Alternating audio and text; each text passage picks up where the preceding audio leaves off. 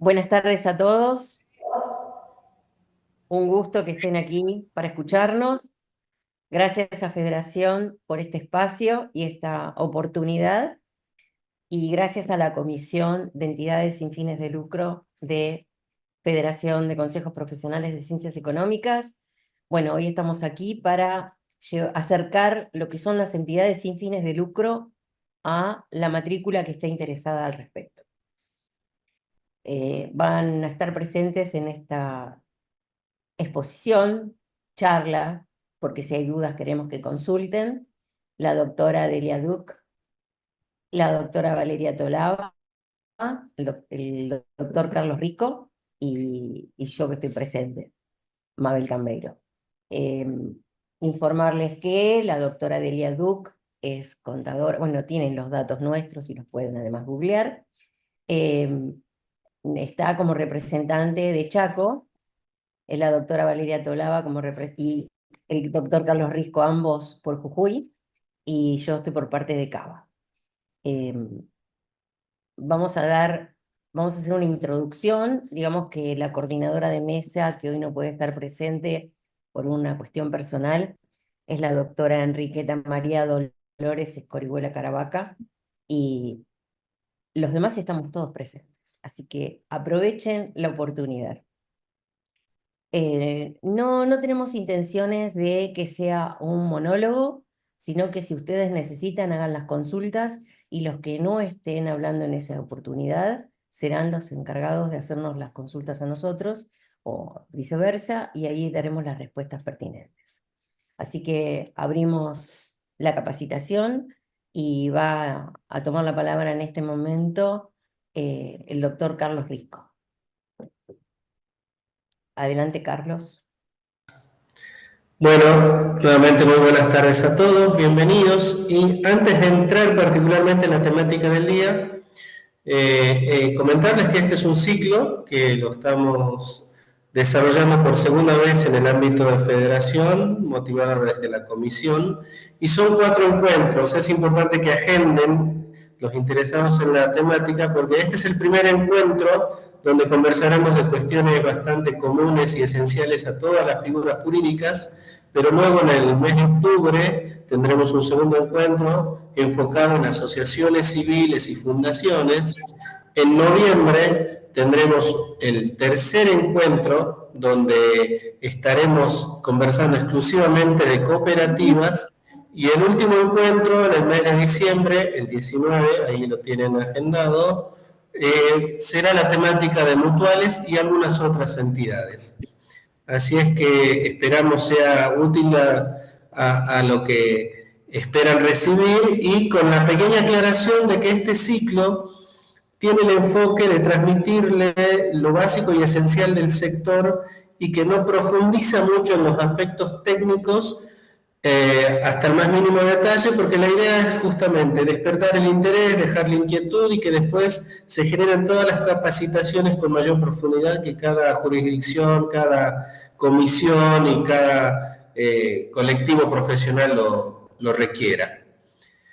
En esta oportunidad vamos a hablar de aspectos comunes respecto de lo que son las típicas entidades sin fin de lucro, que son las asociaciones civiles, las fundaciones, las asociaciones mutuales, las entidades cooperativas, como las 4 más representativas del sector, pero no se agota el universo, sino que hay figuras particulares y especiales que requieren también su estudio, su análisis dada su complejidad. Este sector, primero tenemos que identificarlo dentro de lo que es el mundo de nuestra economía, el mundo de nuestra sociedad, y desde el ámbito académico, desde la facultad, por ahí quedamos muy enfocados en el ámbito comercial de las entidades lucrativas, entonces por ahí para ubicar en dónde nos ubicamos dentro del universo, vamos a comentar esto de una especie de clasificación o distinción de este sector y de estas entidades. Porque una manera de identificar a las personas en el mundo económico es si tienen fines lucrativos o no tienen fines lucrativos de acuerdo a la motivación que haga esa adición que se genera. Cuando los fines son lucrativos, normalmente se invierten recursos, se generan ganancias y se distribuyen en proporción al capital aportado en cualquier negocio que se genere. En cambio, cuando tenemos fines que no son lucrativos, la unión es voluntaria o no, se van a asociar para generar recursos que desarrollan actividades, acciones, planes, etcétera, que es bueno que se generen los superávit porque hacen el desarrollo y el mantenimiento de las entidades, pero no es el lucro la principal motivación. Ahora, cuando hablamos de entidades también distinguimos las que son de carácter público o de carácter privado, y tenemos las entidades que son solidarias de carácter público, que tienen que ver con los organismos estatales. Tenemos las entidades de carácter solidario privado, que son las entidades del sector solidario no lucrativo, y también está el sector mucho más conocido, que es el lucrativo privado, donde están las empresas que todos conocemos y estudiamos habitualmente. Ahora, dentro de este primer sector estatal se realizan actividades públicas que se fundamentan en ese poder coercitivo del Estado, de la nación organizada y todo lo que implica la acción estatal pública. Luego está el sector netamente empresarial que realiza actividades privadas y que también se generan con fines lucrativos, y existe todo ese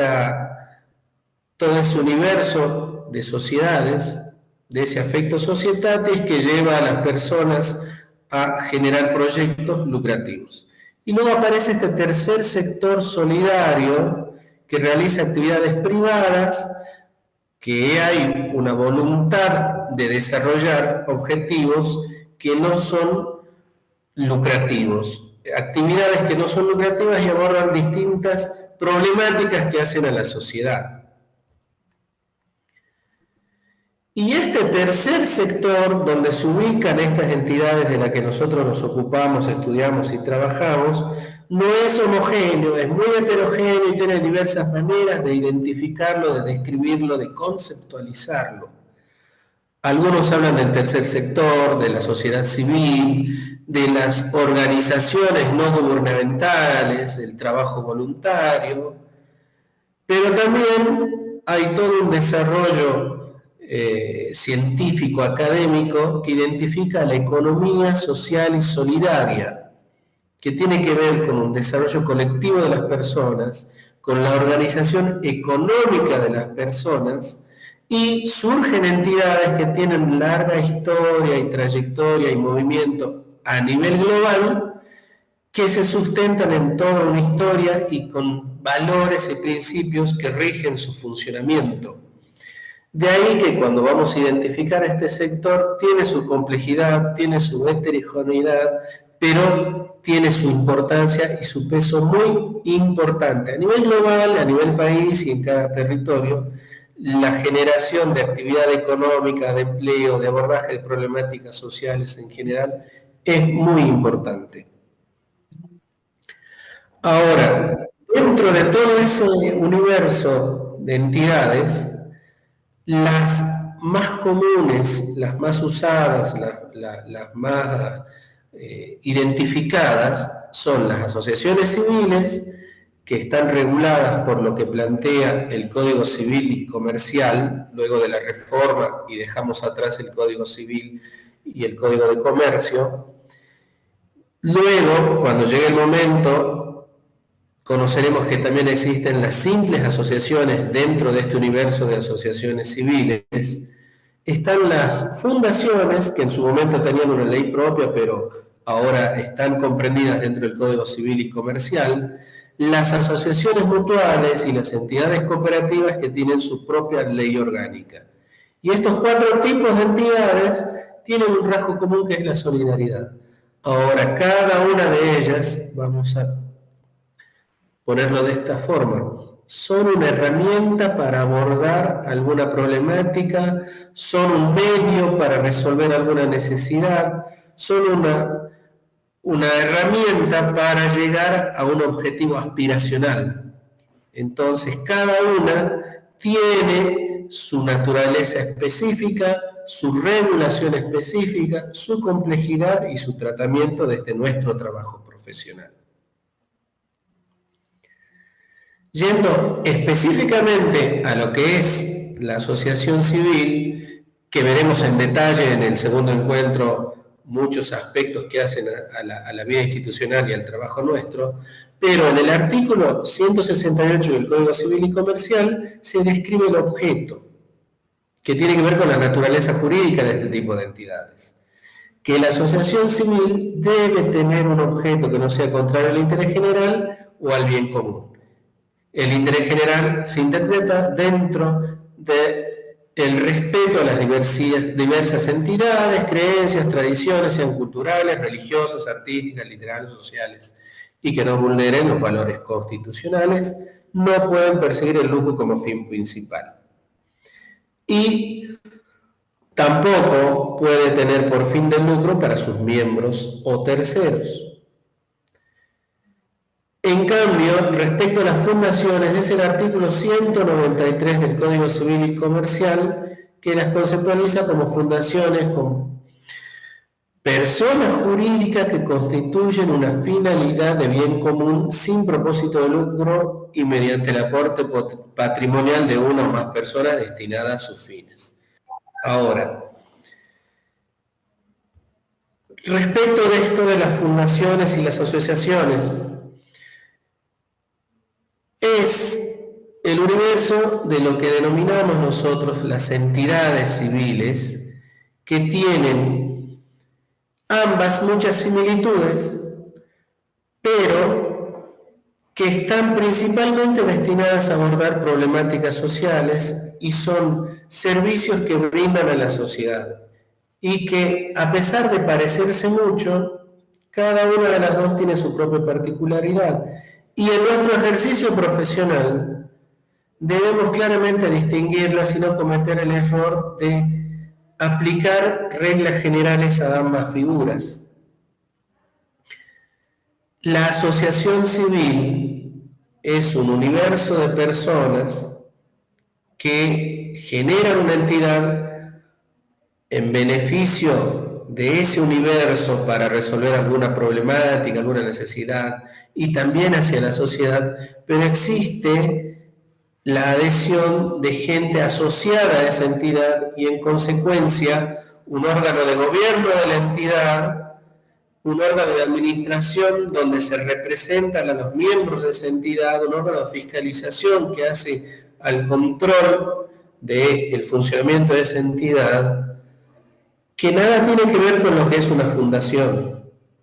Que una fundación es una persona jurídica que es una afectación de patrimonio, es una caracterización buena, que no le pertenece a miembros, porque no existen asociados a una fundación. Por eso es que en la asociación, en la fundación, perdón, no existen asociados a una fundación, por eso es que la fundación no tiene una asamblea de miembros, una asamblea de asociados.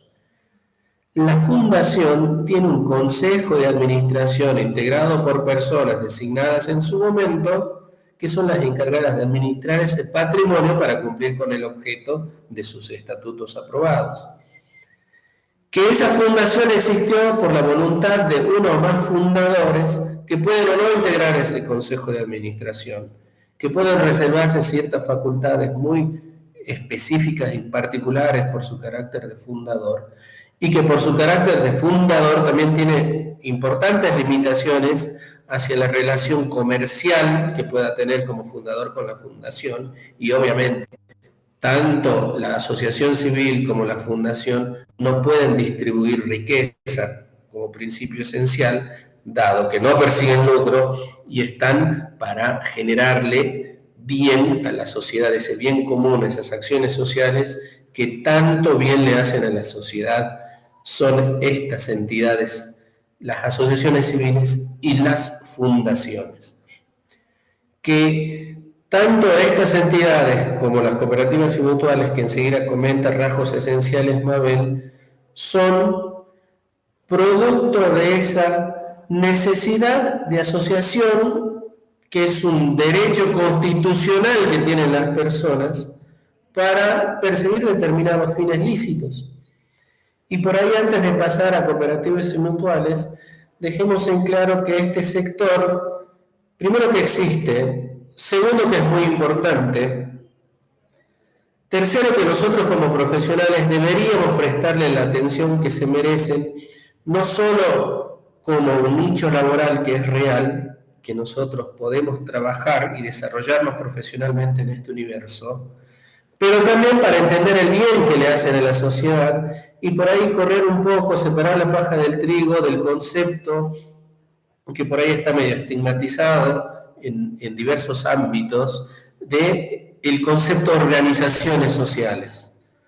Uno escucha en distintos medios y ámbitos que por ahí se estigmatiza la denominación organización social, y separemos las cosas. Estas entidades son necesarias, le hacen bien a la sociedad, y bueno, existe, como todo en el mundo, ejemplos buenos y malos. En el universo encontramos de todo, pero no por el hecho de ser entidades civiles, no por el hecho de pertenecer a este sector, ya de por sí y per se son delincuentes, se producen movidas fraudulentas, se utilizan para todo tipo de fraudes.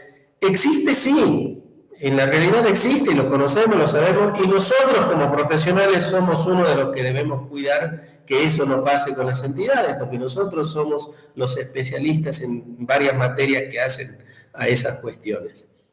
Las entidades existen, le hacen bien a la sociedad, separemos la paja del trigo, y es un ámbito para el desarrollo profesional y para trabajar, y de qué manera poder colaborar, trabajar y desarrollarse profesionalmente. Lo que sí, no son simples, no son fáciles, no son complejas, no por el hecho de que tengan alguna permisibilidad tributaria impositiva hacia que sea un paraíso, nada que ver con todo eso. Así es que, Mabel, te dejo continuar con lo que son las entidades cooperativas y mutuales. Gracias, Carlos. ¿Me pasás vos las primeras? Yo quisiera agregar que tendríamos que tener presente que para este tipo de entidades, y en el caso particular de cooperativas y mutuales no hay ninguna duda, eh, el eje fundamental de estas entidades es el hombre. Es decir, nosotros salimos de la facultad acostumbrados a que el eje principal de una sociedad es el capital. A mayor capital aportado, mayor rentabilidad, etcétera, etcétera, etcétera. Estas entidades no tienen como centro y principal integrante el capital, sino la persona. O sea, es algo que gira, todo gira alrededor del ser humano, de la persona. Por eso es importante tener en cuenta cuál es la diferencia fundamental con el resto de las entidades. Un poco Carlos decía, no son todos malos. Bueno, tengamos presente que no son todos malos ni son todos buenos en sociedades, en personas humanas, en cooperativas, en mutuales, en asociaciones. O sea, podemos encontrar una variable importante partiendo del bueno y llegando al malo, en el medio y de todo un poco. Nosotros somos parte fundamental en esto para que no sucedan algunas cosas que suceden, o por lo menos no formar parte de eso. Decir, hasta acá llego, de esto no me hago cargo porque no estoy de acuerdo con esto, con esto y con esto. Y la otra cosa importantísima es, la realidad es que se asocia con la pobreza, el tercer sector. Y la verdad que nosotros no administramos la pobreza. Nosotros podemos decir que tenemos en nuestro haber clientes que justamente no son pobres y son cooperativas o mutuales. Entonces, tengamos muy en claro esto. No es que vamos a trabajar en un sector en el que no vamos a cobrar. Muy por el contrario. Se va a colaborar y se va a ayudar de la forma que se pueda al que no puede. El que no puede es otra historia, pero en líneas generales, estas entidades pueden manejarse. Bueno, Dicho esto, y aclarado que el centro fundamental es el hombre, decirles como última cosa que en un principio estas no son entidades que nacieron hace poquitito con la necesidad de los problemas que venimos acarreando. No, no, no, no. Son entidades que ustedes pueden ir y buscar y tienen años de convivencia con las sociedades en todo el mundo. De hecho, las cooperativas comienzan, digamos, tienen su auge con la revolución industrial. Y si hablamos de las mutuales, no le voy a venir a hablar de historia ni les voy a repetir años. Y si hablamos de mutuales, los principios del mutualismo y de la asociación están 3000 años antes de Cristo, en Egipto o en Grecia. Entonces, no estamos hablando de algo nuevo, nada que se inventó nuevo, es algo que viene de antes. Como decía Carlos, estas entidades se basan en principios y valores.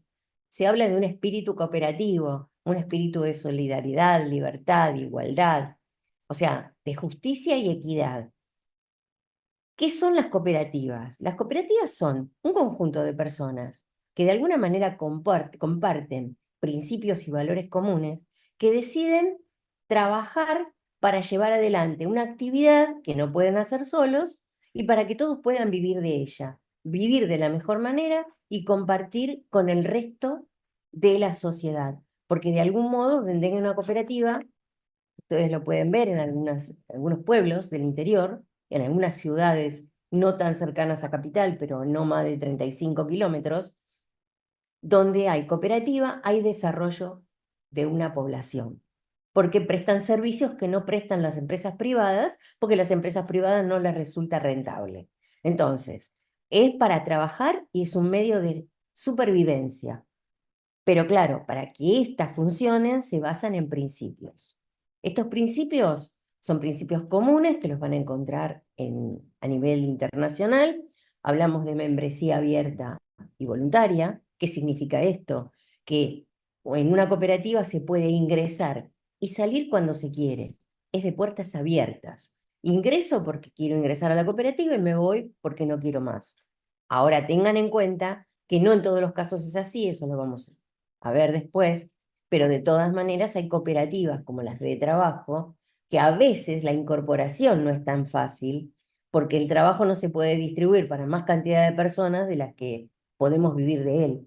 Entonces a veces dicen, no me dejan entrar a tal cooperativa, y porque a lo mejor hay trabajo para 10, y si yo tomo 11, achico el trabajo de todos, o tengo que primero conseguir otro trabajo. No es que se les niega el ingreso en algunas cuestiones.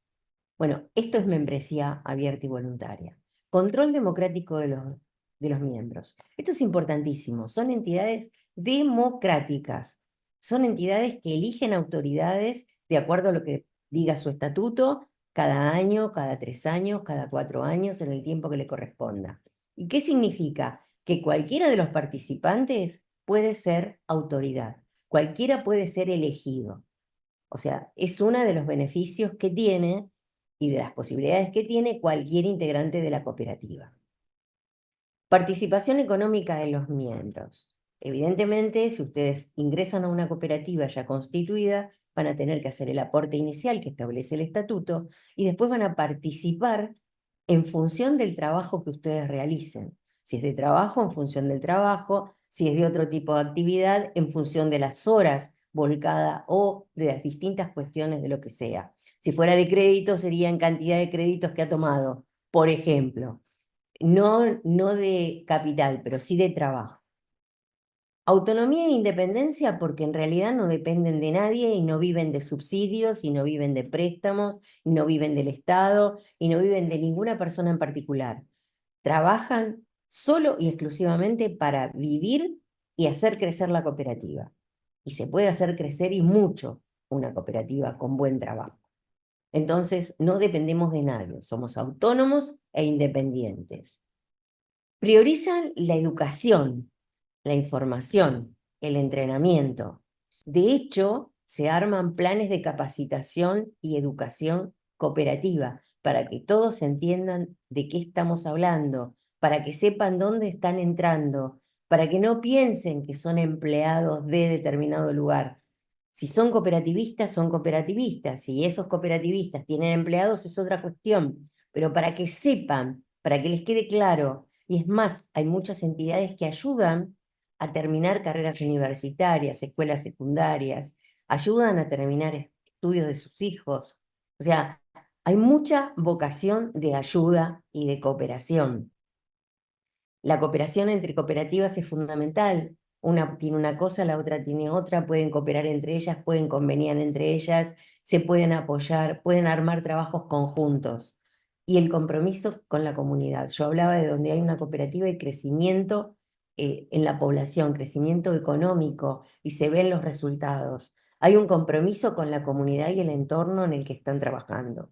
Esto no nos tenemos que olvidar. Esto existe. Ustedes me pueden decir, pero también hay cooperativas que no son cooperativas. Sí, lo que dijimos antes. Hay de todo en la viña del Señor.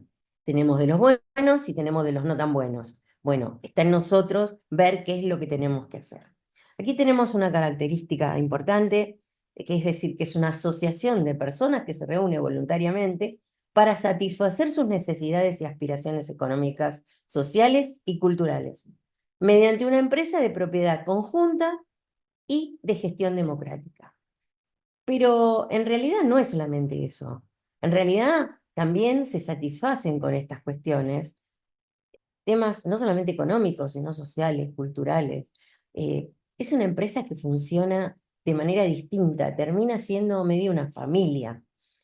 Pero lo fundamental en esto es tener en cuenta que tienen capital variable, no tienen cantidad fija. Sí hay un mínimo, pero no el mínimo para una cooperativa es de 10, pero no hay máximo. Se puede llegar a números muy grandes y las hay.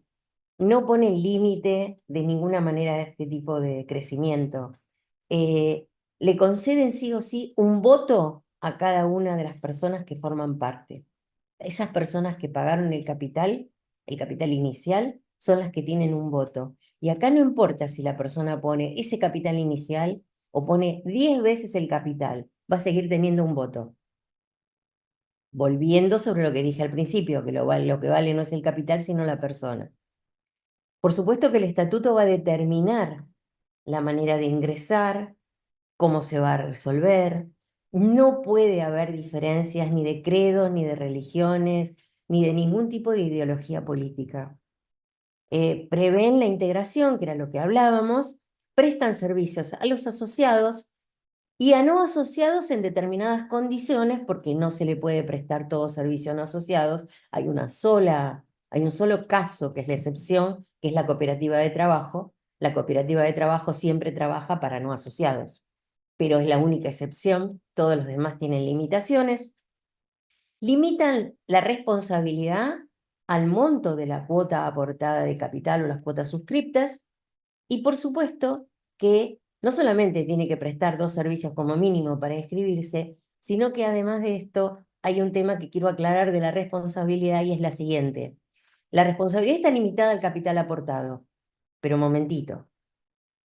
Esto es válido en la medida que no se demuestre que haya una operación ilícita, porque en cuyo caso la responsabilidad es con el total de su patrimonio. O sea, esto tiene que quedar claro. Si se demuestra que es una culpabilidad de algún tipo muy particular, se puede llegar contra el patrimonio de la persona. Pero la realidad es que en trabajo normal va contra el monto de la cooperativa. Y Mabel, aquí aclaremos para, te aviso, te interrumpo para decirte que tenemos casi 150 asistentes, así es que bastante Los estoy bien. viendo. Lo que quería aportar acá es que para los que recién están tomando contacto con la temática, el universo cooperativo tiene una particularidad. El decir cooperativa no es decir un mismo tipo de empresa. Hay distintos tipos de cooperativas y cada tipo de cooperativa tiene su tratamiento desde las diversas áreas del trabajo nuestro profesional. Ya va a llegar el momento de este ciclo para hablar en detalle, pero la idea principal es que cooperativa no es una sola cosa, porque después hay que ver las cooperativas que son de trabajo, las que no son de trabajo, la relación en ese vínculo de asociado y cooperativa, que no es lo mismo cuando la cooperativa vende, cuando la cooperativa compra, todo el tratamiento tributario, contable, asociativo, tiene su particularidad. Entonces, cooperativa en conceptos generales es lo que recién nos comenta Mabel, pero tengamos en claro que cooperativa no es una sola cosa y hay distintos tipos, que cada uno es muy específico, nada más. No solamente es muy específico, sino que puede diferir diametralmente en el tratamiento, depende de qué estemos hablando. Igual hay unas preguntas que me gustaría por ahí ya resolverlas. Dice, ¿cómo se debe hacer con respecto a las cuotas sociales de los socios nuevos en una cooperativa de trabajo? ¿Qué se le pide para que sea socio nuevo? Eso es una definición que van a tener que tener ustedes como cooperativa el día que la constituyen, y para eso debe haber reglamentos internos en todo tipo de cooperativa, fundamentalmente las de trabajo, pero en todo tipo de cooperativa, que diga qué va a pasar, que son lineamientos generales, qué va a pasar cuando ingrese alguien, en qué condiciones va a ingresar, cuando sale alguien. La ley ya lo establece y dice que deberá aportar el mismo capital o cuota social que aportaron los iniciadores. Pero de todas maneras eso se puede, en países como el nuestro, con alta inflación, eso se puede dejar tipificado en algún reglamento interno y decir equivalente a, no sé, tantos salarios mínimos vitales y móviles, equivalente a tantas unidades de algo, o depende a qué se dediquen, a tantas unidades de producción de tal producto. Eso lo tendrían que definir en ese reglamento interno que va a tener la entidad.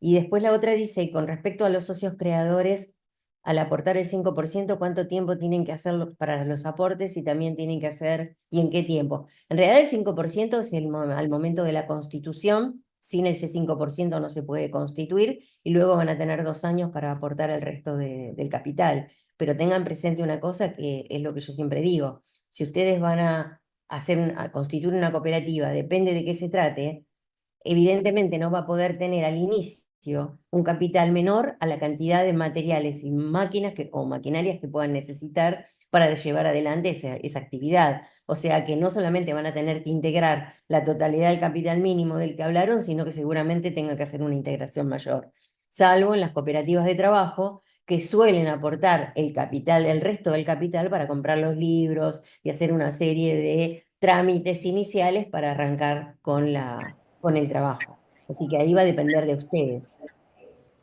Y ahí lo juntemos al concepto porque viene bien a aclarar Mabel, porque ahí Daniela pregunta si las asociaciones civiles pueden establecer una cuota social para sus asociados. Ujú. No solo pueden, sino que deben, porque la asociación civil, digamos que su vida institucional principalmente se financia por la cuota de sus asociados.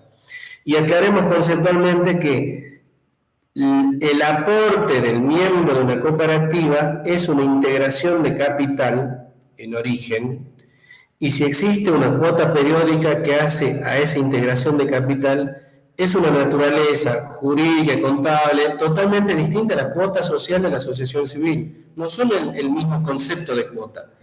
Porque en la asociación civil hay una cuota periódica que hace al carácter de socio, a la obligación de socio y que le permite hacer uso de ciertos servicios de la entidad. Pero en la cooperativa estamos aportando capital. Y entonces eso tengamos en cuenta que no son la misma cosa. No son la misma cosa porque por ahí si no se confunde que la cuota social en la cooperativa es periódica y hace al carácter de socio, son cosas distintas y hay que estudiarlas en profundidad. Continuamos. Una cosa es el aporte de capital, aunque lo paguen cuotas, y otra cosa es la cuota social. Las cooperativas no cobran cuotas sociales, no tienen cuotas sociales, simplemente tienen aporte de capital. No hay cuota social, esto que quede claro. Sí hay cuota social en la asociación civil, sí hay cuota social en la mutual, pero no en la cooperativa. Es importante a esta altura distinguir qué hace una cooperativa con respecto a la actividad. Porque normalmente se dice, pero la cooperativa, ¿por qué tiene que ser exenta si la cooperativa vende, fabrica, produce? No debemos confundir, y esto está en la ley, el acto cooperativo. Nosotros conocemos el acto de comercio, aunque ahora, con la aparición de la unificación de los códigos civiles y comerciales, desapareció la definición de acto de comercio, pero el acto de comercio existe, y es toda adquisición a título oneroso de una cosa mueble, inmueble o de un derecho sobre ella para lucrar con la enajenación. Aquí está todo dicho. Está todo dicho que es a título oneroso para lucrar con la enajenación. Ese es el acto de comercio. El acto cooperativo, que está definido en la ley, dice, son actos cooperativos los realizados entre la cooperativa con sus asociados y por aquellas entre sí en el cumplimiento de sus fines institucionales. También lo son respecto de las cooperativas, los actos jurídicos que con idéntica finalidad realicen con otras personas. ¿Por qué? Si ustedes tienen un silo, probablemente los socios de esa cooperativa lleven los granos para ponerlos en el silo y después que la cooperativa se encargue de mantenerlos, venderlos y después, neto de gastos, distribuirá a sus socios el excedente de la operación. Entonces ahí no hay intermediario, es el socio con la cooperativa hacia un tercero. Si habláramos de otros casos, son todos iguales. Entonces, ahí no hay ni lucro, ni hay operación a título oneroso. ¿Estamos? Pavel, Eh, ahí hay una pregunta vinculada a lo que dijimos recién y tiene que ver, ahí menciona la cuota de los colegios que son cooperativas. eso es otra historia. Eso tiene que ver con el servicio que presta la cooperativa. Una cooperativa se constituye y es un colegio. Ahora bien, ustedes aportan un capital inicial. Con ese capital inicial podrán construir el edificio o alquilarlo. Podrán poner los bancos, los pizarrones, pero después al personal que contratan como docente le tienen que pagar. O al personal de la cooperativa, si es una cooperativa de trabajo de un colegio, ese personal vive de algo, no puede vivir del capital aportado. Entonces esa cooperativa presta servicio a terceros, que son los alumnos. Esos alumnos van a pagar la cuota de servicio como si les estuviese vendiendo una heladera. Si yo me dedico a vender electrodomésticos a terceros, porque soy una cooperativa de trabajo que la fabrico, pongo a la venta, se lo vendo al que me lo venga a comprar y me lo paga. Y yo voy a vivir cooperativa con mis socios de la venta de esas heladeras. Ahora, si mi servicio es educativo, estoy prestando un servicio a terceros que no son socios de la cooperativa. La cooperativa es por ahí de docente. Entonces, ese servicio el tercero lo paga. Es la cuota de servicio que paga. No es una cuota social. Que Y acá sería viene, el precio de venta del producto que estoy vendiendo, que es un servicio. y acá viene bien porque también podemos tener la cooperativa que brinda servicios educativos que fue creada, generada por los padres. Sí, Y ese es otro tipo de cooperativa donde el servicio educativo se presta al asociado. Y ahí viene bien el ejemplo, por eso te interrumpí con la pregunta, que el decir esto de que cooperativa no es una sola cosa. Concretamente, podemos tener un colegio privado donde es una cooperativa de trabajo, los docentes son los asociados, se presta el servicio a terceros, se cobra por eso y con eso financia su actividad la cooperativa. Pero también puede existir la cooperativa colegio privado creada por los padres que mandan a sus chicos a la escuela y ahí el servicio se presta a los asociados. Y los tratamientos, los estudios, la complejidad totalmente distinta. totalmente. Bueno, podemos pasar. Correcto. Bueno, ahora vamos a dar un pantallazo de las mutuales. ¿Qué pasa con las mutuales? Las mutuales son diametralmente opuestas a las cooperativas en este aspecto. ¿Por qué? Las mutuales no nacen con un capital. El capital se genera a través de la cuota de los asociados. ¿Por qué? Porque en realidad, ¿qué es la mutual?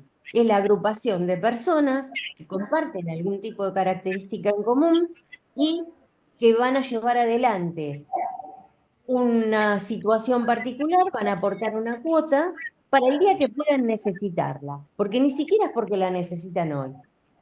Esto, ¿por qué digo que es totalmente distinto? No les voy a leer la definición porque no tiene mucho sentido, la pueden leer. La realidad es que acá, ¿cómo nacen las mutuales? Las mutuales nacen de la mano de los inmigrantes que estaban lejos de su tierra, solos y perdidos. ¿Cuáles eran sus dramas? Enterrar a sus muertos, mantener hijos huérfanos, madres viudas, con hijos, problemas sanitarios. Entonces, necesitaban socialmente mantener una relación con su antigua tierra. ¿Qué quería decir? Se juntaban los de la misma zona, los del mismo pueblo, los de la misma nacionalidad. Por el otro lado, necesitaban tener un sostén para las necesidades básicas, que eran los fallecimientos y demás. Entonces se juntaban las comunidades que conocemos hoy. Hoy en casi todas las ciudades hay una sociedad italiana de, una sociedad española de, una sociedad, y así un montón, un montón. Así nacieron las primeras mutuales, para cubrir las necesidades básicas, básicas, fundamentalmente de entierros y de huérfanos.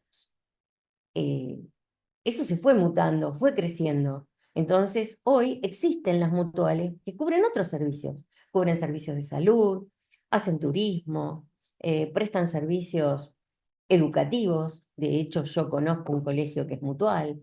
eh, Prestan servicios de ayuda económica, tienen servicios culturales, hay teatros que son mutuales. Las Entonces, hay servicios, teorías, ¿cómo? las teorías, que es un Exactamente. rasgo muy particular de entidad sin fin de lucro pudiendo hacer comercio de bienes. Sí, sí, sí. Pero en realidad, esto es una mutual. Eso es una mutual. ¿Cuál es la diferencia? Que aquí no hay un aporte inicial, pero sí desde el momento que formo parte de la mutual, voy a pagar una cuota mensual que es la cuota social. Una cuota social mensual. Pero tampoco nos engañemos, porque esa cuota social mensual lo único que cubre es las reuniones donde podemos compartir las cuestiones básicas, puede haber algún servicio básico. Es muy común que en estas entidades haya una escuela de danza, eh, o de canto, o de algún tipo de cosa en particular.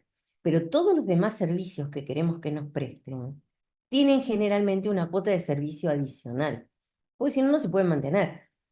Piensen en una mutual que es de una colectividad y que tiene solamente una pileta. Para mantener la pileta, los vestuarios, los pileteros, el salvavidas y la inspección médica y toda la cuestión, necesitan dinero, que no se cubre con la cuota social. Entonces, el asociado que va a hacer uso de la pileta va a pagar una cuota adicional de servicio por el uso de la pileta. Dije esto, pero podría decir de la peluquería o del pedicuro, si fuera una cuestión por el estilo, o podría decir de, si quiero algún servicio de ayuda económica, pagaré una cuota de servicio adicional y pagaré el resarcimiento del capital que me están prestando. Pero a lo que voy es que, si bien decimos que es solidaria, no decimos que es gratuita, porque se tiene que sostener la entidad. O sea, la entidad no pretende ganar, pero sí pretende tener superávit para prestar más y mejores beneficios. No significa quebrar. Bueno, aquí también tenemos capital variable. ¿Por qué? Porque yo este año no tengo capital, pero una vez que termine el primer ejercicio, todo el resultado que me quede producto de las cuotas sociales forma parte de ese capital. El capital de una mutual se forma por el aporte de las cuotas sociales o por cuestiones que haya recibido por donación o legado, más algún otro evento que pueda haber armado la entidad y que le va a formar parte del capital a futuro. O sea, cualquier recurso lícito lo podría tener. Bueno, los asociados, acá tenemos distintos tipos de asociados. Acá tenemos el asociado activo. ¿Por qué digo activo? Yo decía que comparten algún tipo de cuestión común y hablamos de colectividades. Tiene que haber un nexo aglutinante para que se arme una mutual. ¿Cuál es el nexo aglutinante? De pronto ser ciudadanos españoles, un nexo aglutinante. Ser profesionales en ciencia económica, ese sería otro nexo aglutinante. Ser médicos sería otro nexo aglutinante. Ser zapateros de la ciudad de Santa Fe sería otro nexo aglutinante. Bueno, ese nexo aglutinante hace que la gente se junte y, bueno, trabaje vean cómo comparten y todo lo demás. Esos, todos los que compartan el nexo aglutinante, son socios activos. Pero después tenemos otro tipo de socios. Los adherentes, los participantes, los honorarios. Hay otro tipo de socios que pagan cuota social igual, pero que no tienen derechos políticos. Hoy hablábamos de que en las cooperativas todos tienen derecho a un voto. En las mutuales también, pero los activos. Los otros no tienen derechos políticos. No pueden ni votar ni ser votados. Solo utilizan los servicios de la entidad, porque la entidad se los presta. Los excedentes se capitalizan. Acá no hay ningún tipo de distribución a absolutamente nadie. ¿Por qué? Porque se utilizan para mejores servicios. El estatuto va a determinar las condiciones en las que puede ingresar cada persona y con las características que tiene que tener, y también va a decir que no se puede hacer diferencias de credos, razas o religiones.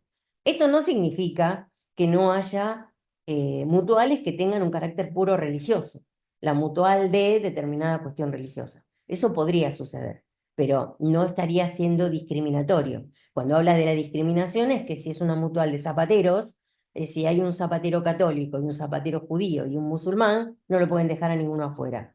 Están todos adentro. Y lo digo así grotescamente para que se entienda. Fomentan la capacitación mutualista, prevén la integración, igual que las cooperativas, prestan solo servicio a los asociados. Acá es una diferencia importante. Las cooperativas yo le dije que le prestan servicio a los asociados y a no asociados con determinadas particularidades. En las mutuales solo a asociados, no es para afuera. Bueno, se pueden celebrar convenios con otras entidades, no solamente con otras mutuales, sino con otras entidades también. Puede haber mutuales, asociaciones civiles, cooperativas y sociedades. ¿Y por qué no bancos cuando necesito que haya una ayuda económica que yo mutual no se la puedo dar porque no la tengo permitida, pero puedo hacer un convenio con un banco para que se lo dé el banco a mis asociados? Y bueno, también para obtener la matrícula necesito un mínimo de cantidad de personas y necesito largo tiempo de trabajo. ¿Podemos pasar? Los principios mutualistas que también existen son organización democrática, lo mismo que en las cooperativas, o sea que cualquiera de los socios activos puede ser autoridad, puede ser elegido. Adhesión voluntaria, nadie me obliga a participar en la mutual, ni nadie me obliga a continuar en la mutual si me quiero ir. Neutralidad institucional, acá no hay cuestiones políticas, religiosas, ni nada. Hay una contribución, aporte al beneficio a recibir, que es la cuota social y la posible cuota de servicio futura. Los excedentes se capitalizan, hay mucha preponderancia de educación y capacitación social y mutual, y se integran para el desarrollo con federaciones, con confederaciones y también con otras entidades del mismo tipo. Lo importante que tenemos que tener acá en cuenta, ¿cuál es el marco regulatorio de estas entidades? Primero, la ley nacional, porque ambas dos tienen ley nacional que las regula. Luego, todas las resoluciones del organismo de control, que en este momento, a nivel nacional, es INAES. Los estatutos y los otros reglamentos. Pero por supuesto, allá abajo van a ver que hay otros órganos que nos regulan, como es la FIP, la UIF, el Banco Central, los sindicatos si tenemos empleados. Bueno, hay otras. Seguros, depende a qué nos dediquemos. Superintendencia de Salud, si hacemos salud. Pero fundamentalmente nuestros órganos de contralor son INAES. Y en las provincias, en el caso de cooperativas, los órganos locales, en el caso de mutuales, solo INAES, porque no tiene facultades de ley. Y este cuadrito, esta placa, es aplicable también a lo primero que les comentaba respecto de las asociaciones civiles y fundaciones, porque hay una ley nacional, que es el Código Civil y Comercial Unificado, que tiene la principal regulación de esas entidades. Y luego, sí, la distinción respecto de cooperativas y mutuales que nos comentaba Mabel, es que las entidades civiles, asociaciones, fundaciones, por esta organización federal del país, hay facultades delegadas por las provincias a la nación y las que no están delegadas se las reservan las provincias.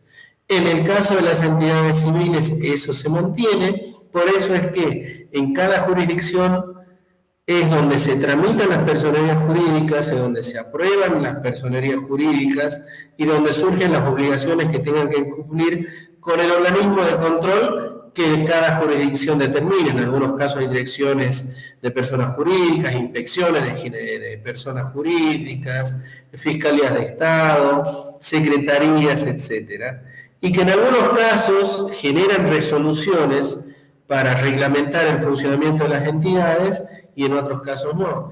Y con la particularidad de que en Ciudad de Buenos Aires está la Inspección General de Justicia, que es la que tiene esas facultades en el ámbito de Capital Federal, que sí tiene bastante regulación para estas entidades, así es que en el caso de asociaciones civiles y fundaciones están las normas generales, pero después hay que ver en cada jurisdicción si existe alguna reglamentación particular en cada caso. Antes de pasar a Adelia, Mabel, ¿algo más para agregar? No sé si tenemos alguna otra filmina más.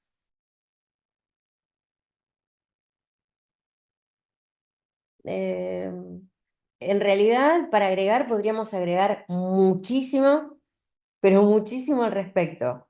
O sea, lo que sí me gustaría decirles es eh, que en realidad tienen no solamente características particulares y distintas, sino que también tienen contabilidades distintas, que lo vamos a ver en su momento.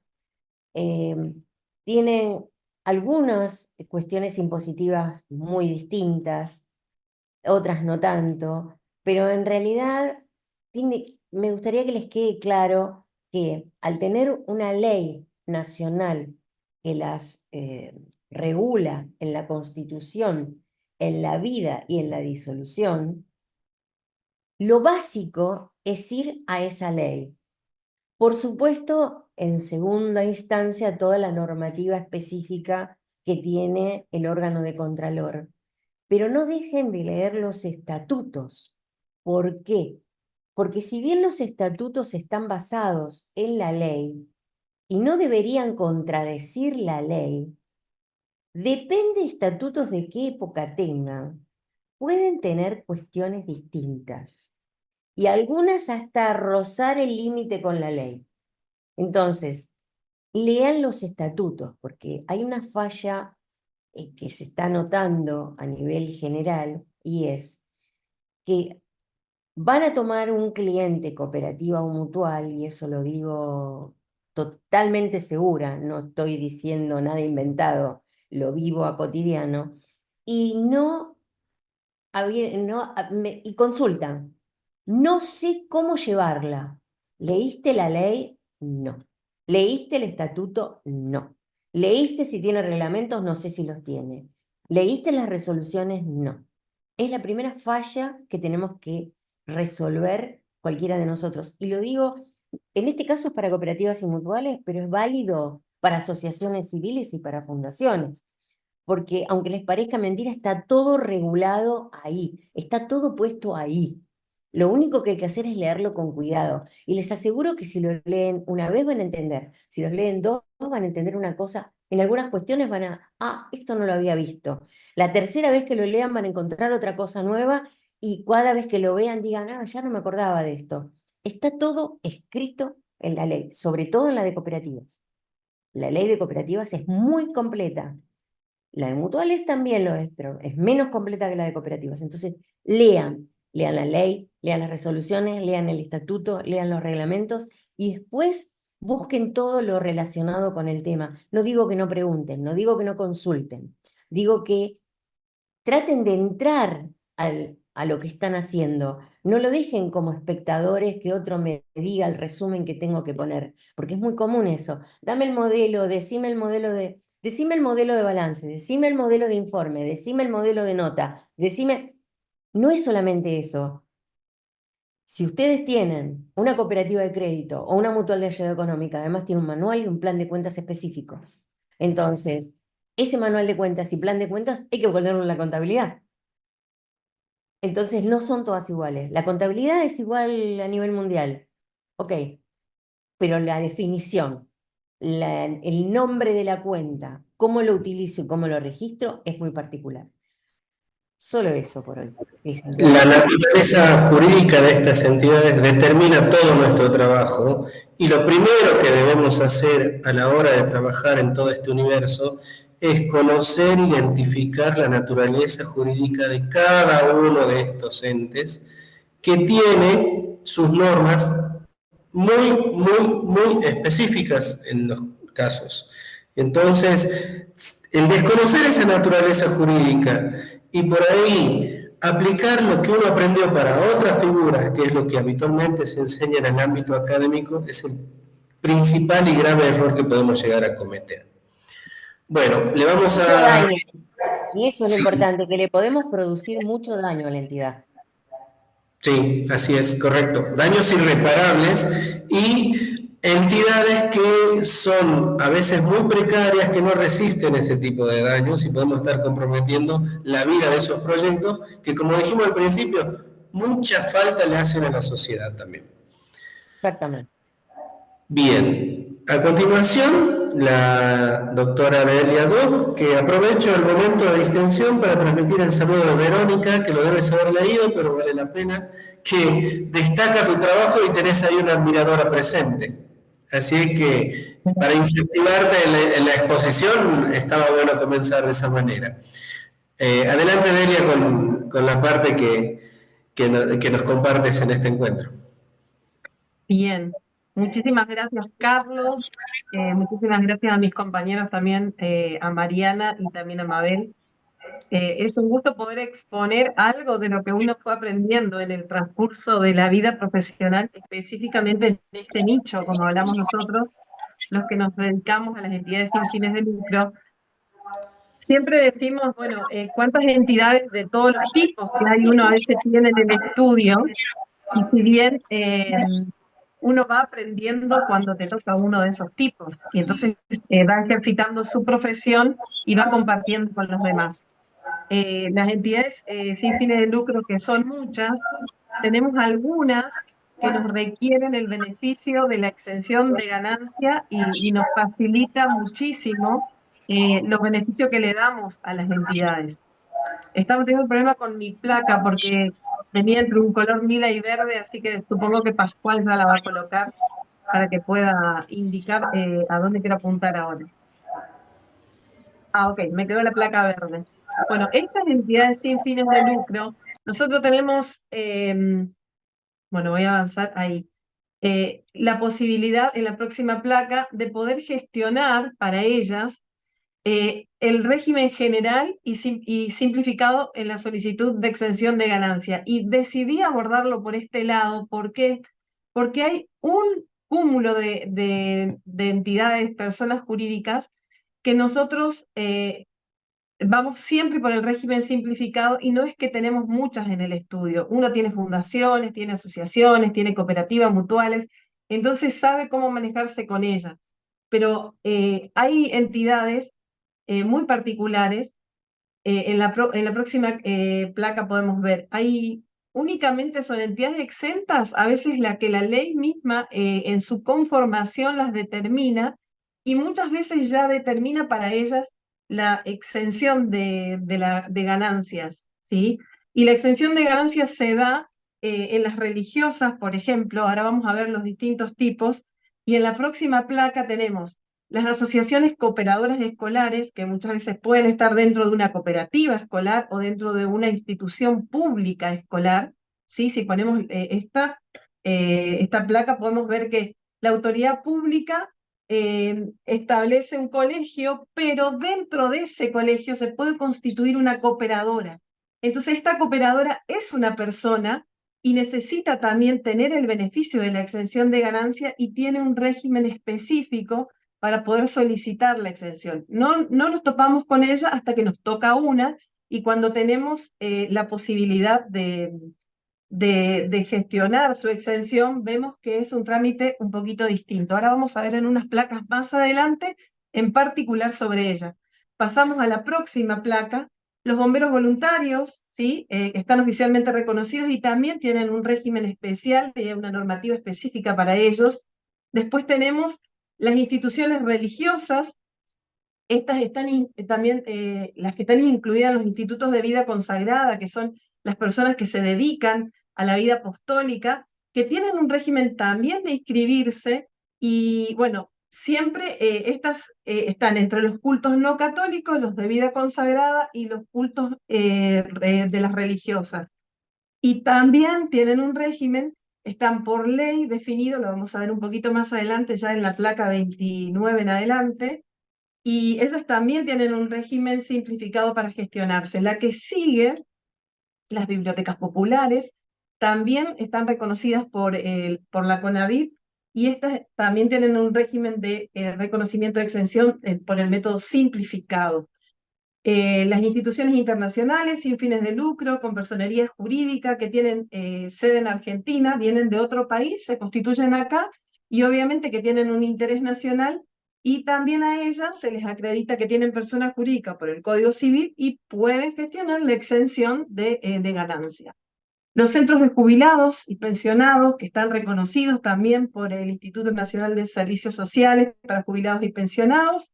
Tenemos las cooperativas de trabajo inscriptas en el Registro Nacional de Inspectores de Desarrollo Social, que serían las cooperativas más bien sociales. Las comunidades indígenas, bueno, todos los contribuyentes que hayan constituido una persona jurídica y que en el periodo menor a un año todavía no han solicitado la exención, también lo puedan hacer por este régimen simplificado. Y vamos a pasar rápido a las siguientes placas, que las dejé simplemente, pasamos a la otra, como para poder, modo de consulta, si alguien quiere ver cómo hacer el régimen simplificado de exención a las ganancias, aunque ustedes lo pueden encontrar dentro de el micrositio de AFIP, y está muy bien explicado. Cada vez yo aplaudo en realidad a la gente de AFIP, que fue mejorando y con la colaboración de muchas entidades de la sociedad civil ha logrado dejar una guía paso a paso para este tipo de actividades. Vamos a ir hasta la placa, por favor, número 25, ¿sí? Donde vamos a hablar de cooperadoras, y esta es específica. ¿Por qué quiero detenerme acá? Porque cuando te toca una cooperadora en el estudio, entonces te das cuenta que no es lo mismo que para otras, y que el régimen para reconocer la exención de ganancia tiene que ver por la forma en cómo fue creada y cuál es su origen. Estaban mencionando tanto Carlos como Mabel hace un momento acerca de una cooperadora que funciona dentro de un colegio que es una cooperativa. Bueno, ahí tenemos dos personas jurídicas que conviven adentro. La cooperadora se constituye para dar un beneficio al lugar, generalmente a la institución, al edificio, para poder tener todo lo de mantenimiento, y esa cooperadora puede tener actividades específicas que beneficia a los, está generalmente administrada por los mismos docentes, también puede ser que tienen los padres, colaboración en la cooperadora de los alumnos. Entonces se constituyen como simples asociaciones, y la entidad, bueno, vamos a la otra placa, porque creo que me quedé ahí, ¿sí? Aquí, un poquito más, acá. Si pueden ver acá, hay una resolución general, la 4272, las exime de llevar un sistema contable. No necesariamente tienen que llevar un balance, pero sí hay todo un procedimiento que está establecido en la misma resolución, donde todos los recursos y gastos se tienen que rendir y se tienen que certificar por un profesional interviniente, emite un informe, y ese informe luego se sube en el mismo lugar donde subimos los balances para las entidades y personas jurídicas, pero en una sección que se denomina recursos y gastos. Esto nos da la posibilidad también de poder acreditar todos los ingresos y los egresos que tuvo la cooperadora, más el certificado, vamos a la otra placa, que me emite el órgano de contralor superior de la administración de la cooperadora, que generalmente es, o la otra más, la que sigue, que nos emite el Ministerio de Educación, si estamos hablando de una jurisdicción provincia, generalmente el Ministerio de Educación de cada provincia te emite esto. Y después podemos conseguir, para poder, en la anterior, podemos conseguir en el micrositio de AFIP toda la guía de paso a paso de cómo hacerla, ¿sí? A veces, ¿qué pasa con algunas jurisdicciones de AFIP? No tienen el uso habitual de entregar una exención de ganancias de este tipo, y puede ser que cuando estemos gestionando seamos los primeros en esa jurisdicción de AFIP. Y tendríamos que explicar y mostrarles dentro del mismo micrositio de AFIP, y los funcionarios muchas veces pasa, porque en lugares muy chiquitos en las provincias, se dan por noticiados de que existe un procedimiento específico para este tipo de entidades. Ahora, ¿qué pasa con la mayoría de las cooperadoras? No lo solicitan. Y cuando se dan cuenta que es importante, cuando empiezan a ver dentro del resumen bancario que todos los fondos que ingresan tienen una deducción de débitos y créditos bancarios, y les parece mucho lo que se les está descontando, entonces tratan de buscar una forma de disminuir esto. Entonces, con la exención de ganancia, tanto los débitos y los créditos tienen una reducción especial. No se exime al 100% de este impuesto, pero sí una gran parte. Entonces esto los beneficia. Y uno puede también, conociendo y teniendo conocimiento de esto, beneficiar a las cooperadoras que conozca, porque generalmente tenemos en cada ciudad muchas cooperadoras, ¿sí? Bueno, sí, el material va a estar disponible, y aparte ustedes tienen, ahí hay una placa, una guía paso a paso que está en el micrositio de AFIP. Si ustedes van a la parte impositiva, en la parte de entidades sin fines de lucro, van a ver para distintas entidades como esta el paso a paso. Y ahora vamos a hablar de otra entidad sin fin de lucro, y con esto voy a ir cerrando, que generalmente no sabemos que existe y tiene una regulación muy especial. Y estos son los cultos no católicos. ¿Qué pasaba con ellos? El Código Civil anterior las reconocía como sujetos de derecho, y ellas después obtenían su clave de identificación tributaria en AFIP y funcionaban. Muchas de ellas no rendían sus recursos y sus gastos, pero otras como normalizaban, decían, pero no era tan así porque no estaban tan exigidas, haciendo una asociación en su jurisdicción o en su provincia, y presentaban balance. O sea, todo va a depender de cómo es la normativa en cada jurisdicción de Argentina. 24 provincias, 24 inspecciones distintas, y esto conlleva diferentes normativas en cada lugar. No es lo mismo Chaco, que como tiene Corrientes, de cómo lo tiene Buenos Aires, de cómo lo tiene hoy Cava. ¿Y qué teníamos con esto? Una normativa que muchas veces las iglesias simplemente tenían una quit, presentaban una vez al año el régimen de participaciones societarias, que era decir quiénes eran las autoridades, y nada más, y su exención se iba renovando automáticamente. Durante mucho tiempo esto quedó, y la exención se la dieron por tiempo ilimitado, hasta que en septiembre del 2016 surge una resolución, 2019, perdón, surge una resolución para ellas. En la próxima placa creo que va a estar.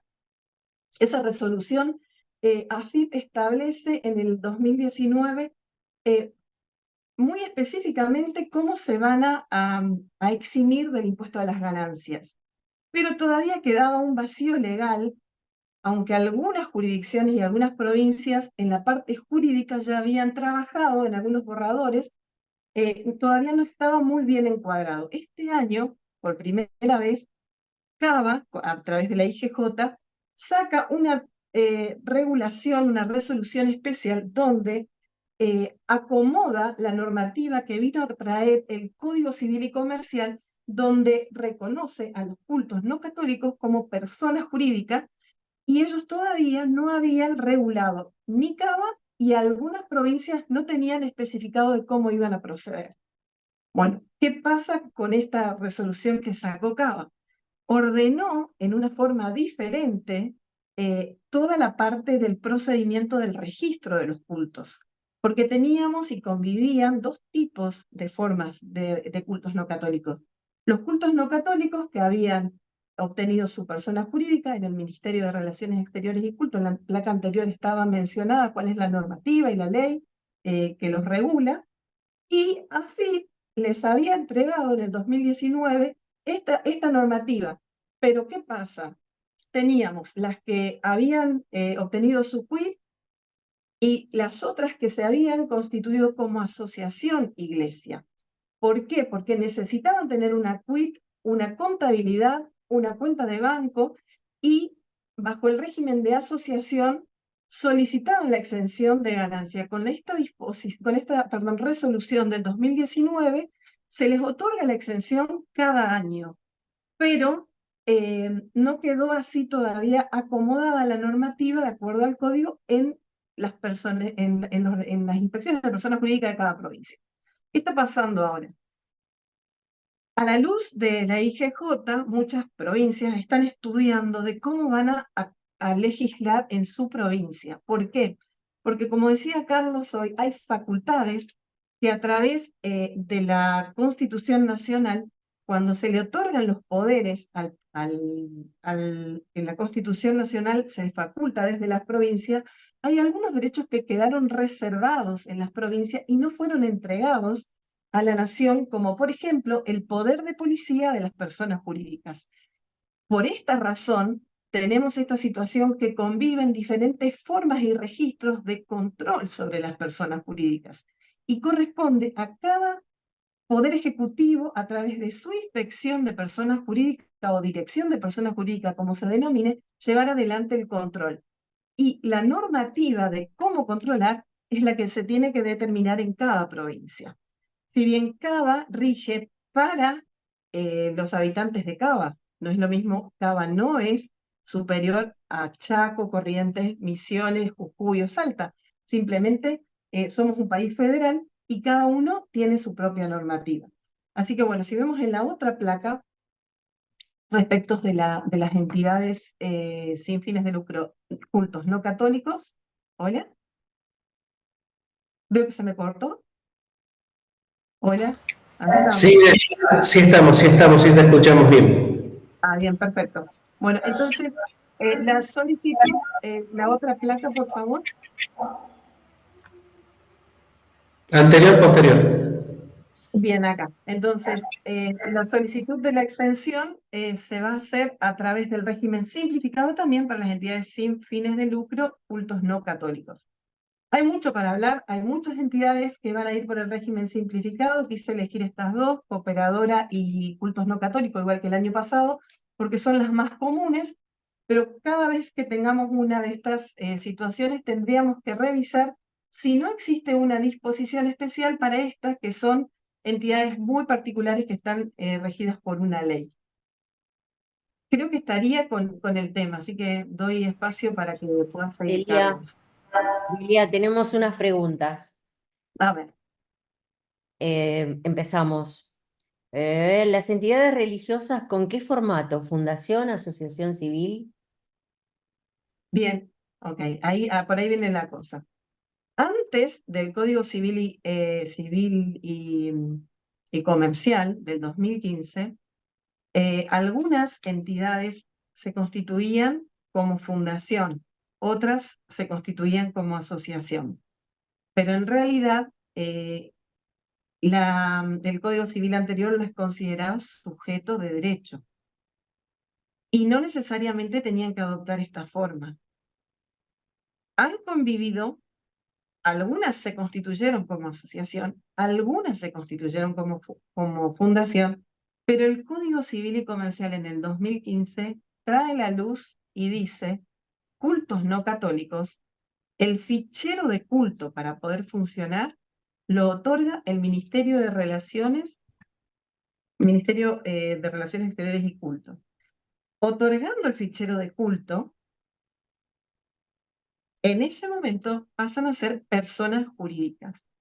Y desde entonces hasta ahora, estas no han sido reguladas en una forma clara. Entonces, siguieron conviviendo algunas como asociación, que tenían una tipología similar, o algunas como fundaciones. Entonces, la pregunta es, Sí, pueden ser fundaciones, sí, pueden ser asociaciones, pero va a haber toda una modificación en la legislación y seguramente en los próximos meses vamos a ver una modificación de la misma ley de cultos para ordenar todo esto que se está gestando y que por fin se está reacomodando a lo que fue el Código Civil y Comercial del 2015, que sí Bien, las reconoció ya no sujetos de derecho, sino personas jurídicas.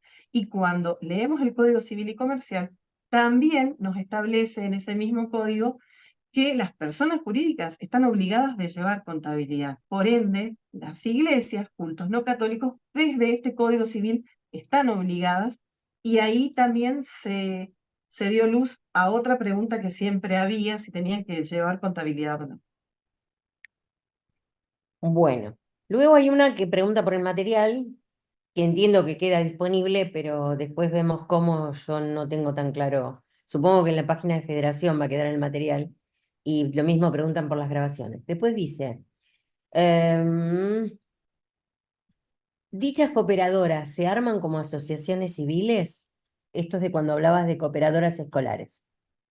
Son simples asociaciones, generalmente se arman así, y la responsabilidad va en cabeza de presidente y tesorero, porque son los que abren la cuenta de banco, los que se inscriben en AFIP y sacan la exención, y son, la responsabilidad es solidaria en ese caso, ¿sí? No es asociación. Si se quieren constituir, sí, pero ahí tienen que proceder de otra forma, pero no es necesario y es simple asociación. Bien. Dos aportes por mi parte ahí. Uno, con respecto al material, todo va a quedar disponible en la plataforma de Federación y todos a través de su consejo pueden obtener el acceso a lo que va a quedar ahí almacenado. Y segundo, aporte respecto a las cooperadoras, que como se mantiene el ámbito federal, es cada jurisdicción cómo va a determinar las cosas, que las cooperadoras siempre van de la mano de la institución educativa que en cada jurisdicción puede ser que se admita la simple asociación y también se admita la asociación civil. Y que es muy común en ciertas jurisdicciones tener una ley provincial de cooperadoras escolares que regulen bastantes particularidades. Ok. Otra, Delia. ¿Las iglesias no católicas deben presentar balances? ¿No tienen libros rubricados? ¿Puede el auditor certificar balance de estas instituciones? Está hablando Bueno, de... creo que sí, creo que, perdón, ¿sí está la pregunta? Sí, sí, sí. ¿Sí? Bien. Bueno, creo que respondí un poco sobre la normativa y sí, las personas jurídicas deben llevar contabilidad. Se hace un balance como una entidad sin fines de lucro, tiene un informe tal cual podemos hacer de una asociación o una fundación, y obviamente que hay una asamblea de los miembros de la congregación donde aprueban el balance y la memoria, ¿sí? Y están obligados también a hacerla una vez por año. Normalmente es así. Y ellos tienen también un régimen especial para comunicar quiénes son los socios, si tienen cuotas o no, si la cuota sale de las ofrendas. Bueno, y cada denominación va a adoptar la forma en que va a querer llevar su contabilidad. Hay también, y en Argentina existen, iglesias muy grandes que tienen sede en diferentes provincias, y generalmente ellos llevan el balance a veces en Cava, y cada filial que exista en lugares recónditos y remotos del país mandan su balance. Muchas de ellas son certificados por un auditor y se suman a un balance general. Eso, por ejemplo, la Unión de las Asambleas de Dios es una, la Iglesia Bautista de Argentina también, pero la mayoría que tienen una denominación en la provincia suelen en la misma provincia rendir su contabilidad. Obviamente que también no están obligados a hacerlo, de presentar en algunas provincias, pero sí, para poder mantener la exención tienen que regularizar sus cuestiones en AFIP. Es muy particular cada uno. Ahí te pregunto yo una cosa y después sigo con las que hay Sí, acá. En el caso de las que tienen en las distintas sedes un balance, ese sí, balance se unifica en la sede central, no importa de dónde. ¿Es balance así es. consolidado con aplicación del RT, como corresponde? ¿O es la Y sumatoria de los balances que es es la distinta? sumatoria de todos los ingresos, en tal filial tantos ingresos, en Ya que no tal es filial tantos no es el ingresos. consolidado, perfecto. Quería saber eso, nada No, más. no conozco los balances en particular, pero sé de cómo sedes que están, por ejemplo, en Chaco y en Córdoba rinden hacia Buenos Aires a esta que te mencioné. Pero Perfecto. es muy grande y tiene más de 5.000 templos, entonces imagínate, es un súper mega balance. Sí, sí, sí, por eso hablé de la aplicación del balance consolidado. Bueno, acá hay otra consulta. Dice, ¿las demás asociaciones pueden solicitar la exención por el régimen general? Entonces, porque vos hablaste del simplificado. Entonces Sí, pregunta por las iglesias van por el régimen simplificado, nunca por el general, ¿sí? Las iglesias. Las asociaciones civiles, cuando pasó el año de constituirte, si no lo solicitas, tenés que hacerlo por el régimen general, ¿sí? Eso estaba en una de las placas, pero bueno, no me concentré en el procedimiento de solicitar exención. Bien. Después hay otra que dice, de acuerdo a las nuevas normativas, ¿las ya registradas deben cumplir ciertos requisitos o siguen tal cual? Bueno, esto es así. Cada provincia tiene su poder de policía de las personas jurídicas. Es por ahí, ¿sí? Y frente al Ministerio de Relaciones Exteriores y Culto, cada vez que la autoridad legal o representante legal, el pastor a cargo, es reemplazado, se tiene que informar. Trámites a distancia tiene todos los procedimientos de cómo hacerlo. Cuando se quiere abrir una sede que dependa de ese fichero de culto, también hay otro formulario para hacer. Esa ley que mencioné tiene diferentes subtemas y va especificando cómo hacerlo en cada lugar. Pero una cosa es la actualización de tu registro de culto y el representante legal y los ficheros y las sedes, que eso es autorización para funcionar como culto, que eso es una cosa, y otra cosa es la contabilidad y sus balances. Los libros te lo habilita la persona jurídica de tu provincia a través de la persona jurídica que regula a las provincias. Y la contabilidad la haces de acuerdo a las disposiciones que existan en la provincia donde estás, de acuerdo a cómo tu consejo lo establece y de esa metodología. ¿Por qué aclaro esto? Porque algunos informes de auditoría son a veces distintos entre provincia y provincias, y eso va a depender mucho en qué provincia estás. Pero sí, generalmente son como las sin fines de lucro en todo el país. Creo que tenemos bastante unificado ahora en Argentina el tema de cómo hacer un balance de contable y cómo son los informes. Pero es diferente a algunas cuestiones entre Corrientes y Chaco y Córdoba, por ejemplo, ¿sí? Dos o tres más y le damos la palabra a Mariana. Dice otra consulta, esta es de Verónica, de Córdoba.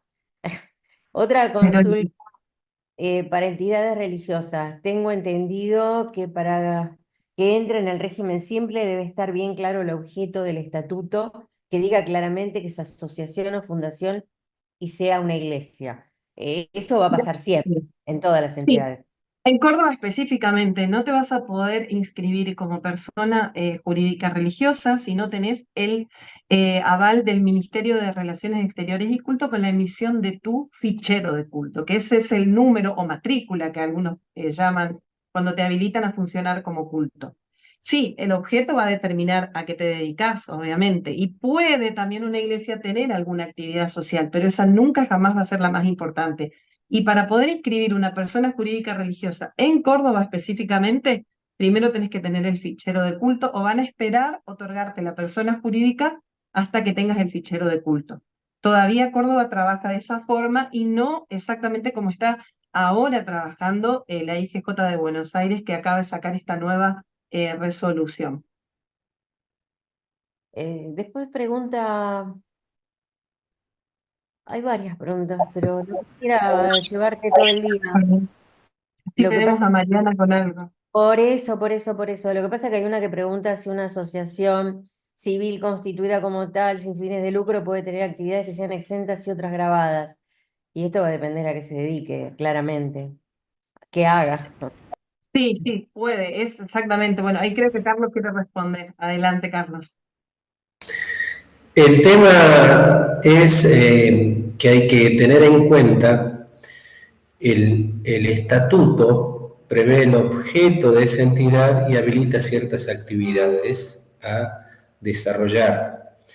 Dentro de esas actividades puede haber alguna que, si la pone en marcha, tenga un tratamiento distinto en IVA, en el impuesto al valor agregado.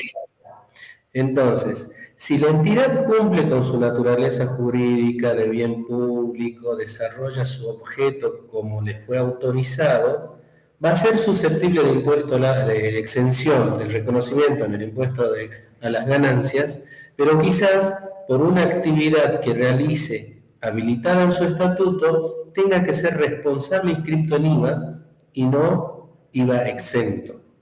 Entonces, por eso, acertada la respuesta de Manuel, en el sentido que, y depende de qué haga.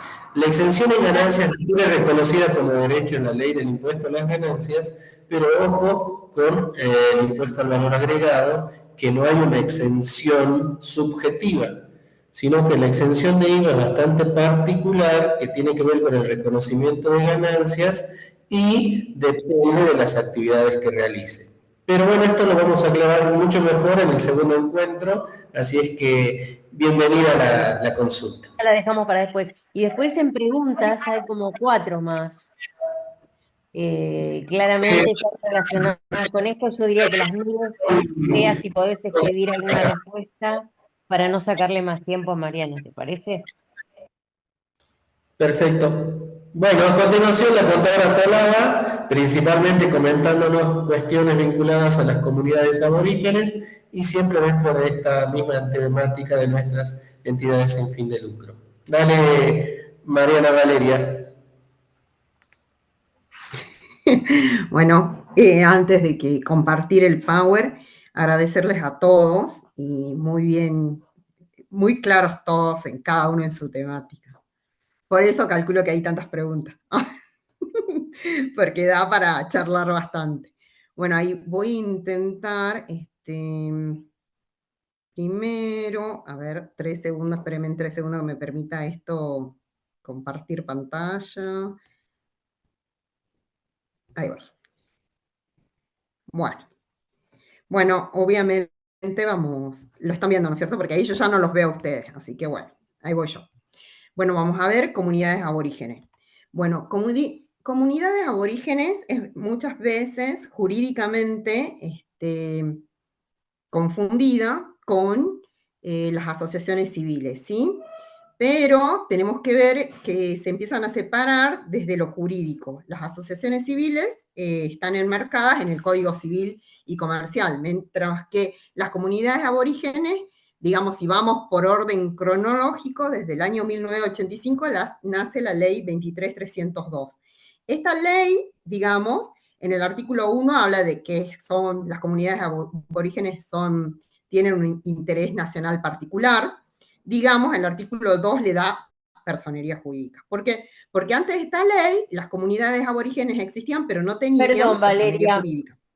Sí, Perdón, Valeria. No estás sí, pasando la filmina, eso. No estabas pasando la no. filmina, te decía eso para que la pudieran ver los que le estás diciendo. Y si O si no, te pudieras, la paso, Carlos, a vos. Te y la si paso a no, vos y y vos la compartís. fíjate abajo de todo, si no la podés ampliar para que se vea la página completa. Ahí, Ahí. Digo ahí para no que la están los aspectos jurídicos. sí, No la a ver. ven. Sí, la vemos, pero no la vemos ampliada. Pásasela a Carlos, y que Carlos te la pase. Sí, te la paso, Carlos, perdón. 2 Pero, segundos, perdón. pero me parece mejor para que se pueda ver. No, claro, claro. Sí, sí, sí. Van a tener que tener un poco de paciencia. Mm.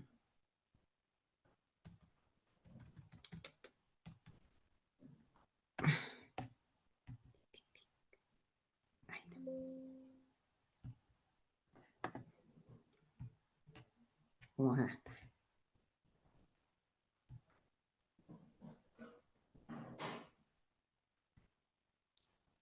Listo. Ahí deténme. Bueno, pero si quieren lo sigo hablando. Para que... Bueno, o sea, lo importante de estas comunidades aborígenes es que las personas no la confundan con una asociación civil, que es lo más común, digamos. Todo el mundo recibe una comunidad aborigen y automáticamente dice es una asociación civil. Si bien tienen partes que son parecidas, no es lo mismo. Es chichi y limonada, digamos, son dos cosas. Entonces, bueno, que si bien nace, o sea, las asociaciones civiles nacen de un código civil y comercial, tenemos un código civil y comercial que es el que le dice cómo funcionar y nos da la personería jurídica y toda esta cuestión. Las comunidades aborígenes no. La primera, tenemos una ley especial, que es la primera que tenemos, es del año 1985. ¿Sí? Acá le otorgan por primera vez a las comunidades aborígenes la personería jurídica. ¿Por qué es tan importante la personería jurídica? Porque hasta antes de ese evento, las comunidades aborígenes existían en sí, y ahí es una diferencia con las diferentes organizaciones, que las otras nacen, en cambio, o sea, nacen, las personas se juntan y las forman. Acá ya estaban en el territorio, digamos, o sea que ya las venían heredando, digamos, ¿sí? O sea, hay una diferencia del nacimiento. Pero acá las comunidades aborígenes, si bien tenían, vivían en un territorio, porque la pelea en primer orden fue del territorio, tenían territorio, no podían tener una escritura. Entonces, el juicio que tienen es porque no te puedo hacer sujeto de derecho si vos no tenés derecho, digamos, porque no sos persona jurídica. Porque la personería jurídica nos da derecho y obligación. Entonces, la primera ley, la primera batalla que tienen estas comunidades, y tenemos esta ley. Ahí se le otorga la personería, les da el derecho de tener personería jurídica, esta ley. Y segundo, como no sabían, o no había andamiaje ni institucional ni legal, las homogeneizan, las ponen en pie de igualdad con las cooperativas mutuales y otras formas. Y ahí es donde me parece que empieza el cambio. Esa ley sigue vigente y en el artículo 4 las ponen como igual. O sea, dice, son comunidad aborigen, pero para que pueda funcionar, la vamos a poner en pie de igualdad, una cooperativa, una mutual, y ahí queda. Pero luego, digamos, porque en un momento determinado. Luego en la historia, digamos, obviamente las comunidades aborigen tienen su cultura, tienen sus instituciones, tienen, digamos, tienen características particulares, entonces empiezan, pero muchas veces no hacen eco en el territorio en Argentina, sino que viene dado por convenios internacionales que caen y nosotros vamos ratificando. Entonces luego nace en 1985, o sea, todo convenio internacional no puede ser aplicado en nuestro territorio si es que nosotros no lo ratificamos a través de una ley. Entonces, si bien este convenio 169 de la OIT, digamos que nace en 1989, recién nosotros lo ratificamos, entonces empieza a ser ley para nosotros a partir de 1992. Acá lo que hacen es justamente fuerza en mantener y sostener sus culturas, mantener su forma de vida, mantener sus instituciones, mantener el derecho a participar en las decisiones que los afectan dentro de sus territorios. Entonces, ahí es como que empieza esta ley, digamos, el convenio 169, choca con el artículo 4, que dice tienen que tener la forma de cooperativas, las comunidades aborígenes tienen que tener la forma de cooperativas, asociaciones civiles o mutuales.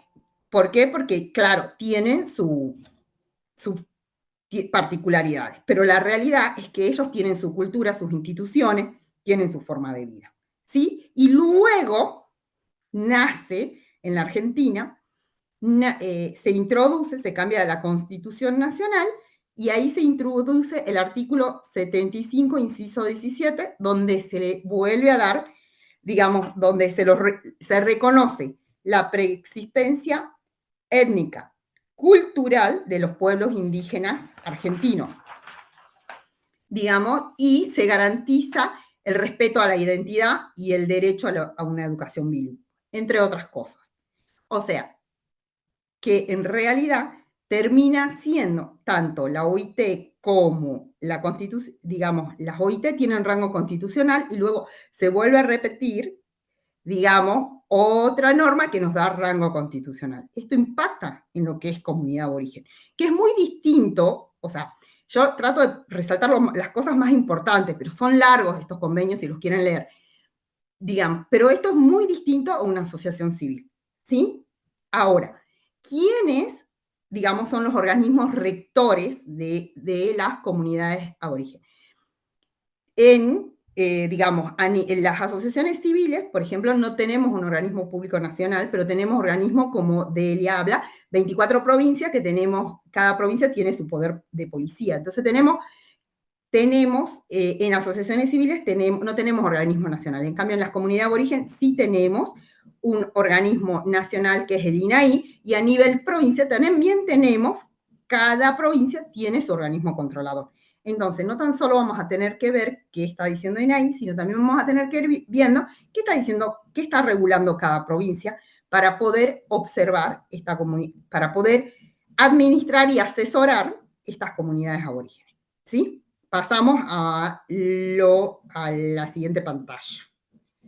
Bueno, no, la primera, te fuiste, sí, no, perdón, me perdí. Bueno, la siguiente, está. Comunidad aborigen, bueno, impuesto a las ganancias, es importante indicar que tiene una exención subjetiva, o sea, por el hecho de ser comunidad aborigen, le corresponde una exención. Hay que aclarar que es una exención a pedido y se la solicita por un régimen simplificado. Y si vemos la ley de ganancia, por eso pongo principio de legalidad como pregunta, si ves el artículo 26 de la ley de ganancia, vos vas a tener inciso 1, 2, 3, 4, 5, 6 y todos los incisos, A, B, C, D, y en ninguno del artículo 26 de impuesto a las ganancias, en ninguno dice comunidad aborigen. ¿Sí? No aparece. Pero sí aparece de manera explícita en la Resolución General 2681, en el artículo 7, inciso D, por eso se lo expongo, y es el régimen simplificado de exención. Entonces, si bien en la ley de ganancia no aparece taxativo, que debería aparecer, no aparece, aparece en el régimen simplificado muy bien enunciada a las comunidades aborigen. El principio de legalidad está discutido. Pero sí es importante decir que cuando vos ves el certificado de exención, te aparece como si fuera una asociación civil sin fin de lucro. La AFIP lo reconoce como una asociación civil, artículo 26, inciso F. Bueno, es importante también decir que en general, cuando en las otras formas jurídicas, siempre, una vez que tenés la exención, vos tenés la declaración jurada de ganancia informativa. En la comunidad aborigen, una vez que tenés la exención, y si sostenés la exención, ya no tenés que presentar declaraciones juradas informativas. ¿Sí? Es importante porque es un detalle, es una carga administrativa más, digamos. Pasamos la otra filmina, hablemos de IVA. Digamos, bueno, es que acá está el anexo. En general, ahí empecé con las declaraciones juradas. Bueno, nosotros en comunidades aborígenes, digamos, la FIP nos establece, tenemos el anexo, no me acuerdo, no sé por qué me parece que puse al revés, el anexo 4, me parece que es el anexo 4 de la Resolución General de la FIP 2681, al resto de organizaciones sin fines de lucro, generalmente nos pide para mantener la exención, digamos, es una nota que dice que todas las transacciones superiores a 10.000 pesos deberían ser bancarizadas o deberíamos haberla hecho con cheques, etc. En cambio, acá, y nos piden que esa nota, ese anexo, esté certificado por el Consejo de Ciencias Económicas. En comunidades aborígenes, no. En las comunidades indígenas, que tienen que estar inscritas en el registro, en el RENACI, y siempre y cuando el objeto no se salga del objeto real, con una nota, digamos, firmada por las autoridades, la presentan y es suficiente. ¿Sí? O sea, es otra distinción que tienen con otras organizaciones. En cuanto a IVA, bueno, es importante, y ahí yo creo que muchos colegas también se confunden, acá es muy parecido a asociaciones civiles. Pero creo que hay una confusión inclusive a nivel de asociaciones civiles, ¿no? En general, muchos colegas dicen, bueno, le pongo IVA exento, digamos, en la constancia de inscripción, lo categorizan con IVA exento y nunca, ni siquiera dieron de alta impuesto a las ganancias, digamos. Bueno, tanto en asociaciones civiles como en comunidad, recordemos que el IVA tiene como objeto la venta de cosas muebles, la locación de servicio, la importación definitiva, prestaciones y servicios. Bueno, o sea, es objetiva. Entonces tenemos que mirar a ese nivel de detalle. En cuanto a IVA, es objetivo y es excepcional, por así decir, lo que está exento, ¿sí? Que es justamente el artículo 3, inciso E, punto 21, que es prácticamente una definición residual de prestaciones de servicio. Todo el resto, que no sea ese artículo específico, está grabado. O sea, que venta de cosas muebles está grabado, la importación definitiva está grabado, los otros servicios que no están en ese inciso están grabados. O sea, es una exención objetiva. Y hay un detalle que lo dijo Carlos cuando habló de asociaciones civiles, que la exención en IVA está sujeta a la exención en ganancia.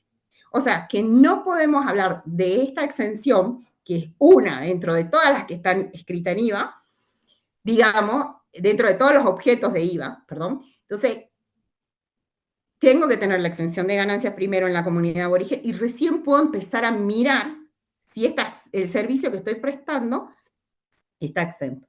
Porque todo el resto, o sea, si no tengo exención en ganancias, no tengo exención, o sea, todo mi IVA, sí o sí presento IVA y sí o sí presento la declaración jurada. Sí tengo exención en ganancias, solamente el artículo 3, inciso E, punto 21, es el que está exento. Todo el resto está grabado. O sea que, y así también pasa, entiendo yo, en las asociaciones civiles. Espero haberlo dicho claro y no haberlos mareado. Creo que se entiende y si no enseguida caerán las preguntas. Ok. Bueno, pasemos al resto. Ya vimos ganancias, ya vimos IVA. Bueno, y acá otra gran pregunta que todo el mundo hace. ¿Balance o estado de recursos y gastos? Bueno, obviamente, ahí está bien explicado en la Resolución General 2681, artículo 3, inciso H. Cuando nos dice que en función de determinadas características, estructuras o actividad, que generalmente que es cuando es simbólica, digamos, y no, digamos, y somos eximidos de llevar un sistema contable, bueno, podemos presentar un estado de recursos y gastos. Ahora, más allá de la norma, muchas de estas comunidades empiezan a complejizarse, porque no es porque, justamente ahí coincido con Mabel y con Carlos, que muchas veces dicen que las comunidades aborígenes no son pobres. Es mentira, las comunidades aborígenes bien organizadas, digamos, manejan muchos recursos, ¿sí?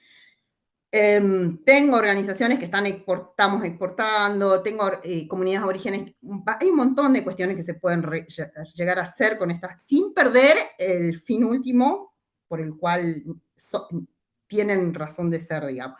Se manejan, entonces yo creo que nosotros, para mí yo aconsejo siempre el balance. Cuando ya tienen cierta envergadura. Si es simbólico el movimiento que tienen, obviamente que no. Pero cuando ya empiezan, muchas veces obtienen proyectos, digamos ahora se obtienen proyectos y se pierde, he visto que pierden bienes de uso, como de repente tenemos un galpón y lo licuaron con un ingreso, un estado de recursos y gastos, ¿me entendés? Y tenés un bien de uso. Entonces, creo que ahí depende mucho del tecnicismo nuestro. Podemos un gasto, invalidar algo y meterlo como un gasto, que técnicamente está mal, pero bueno, muchas veces los colegas lo hacemos. Vean la envergadura, vean realmente el impacto que también tiene en esa comunidad.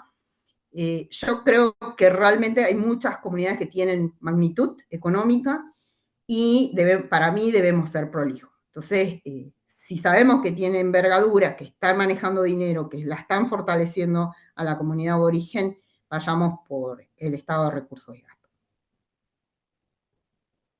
Vamos al siguiente film. Mira, bueno, y ahí terminé.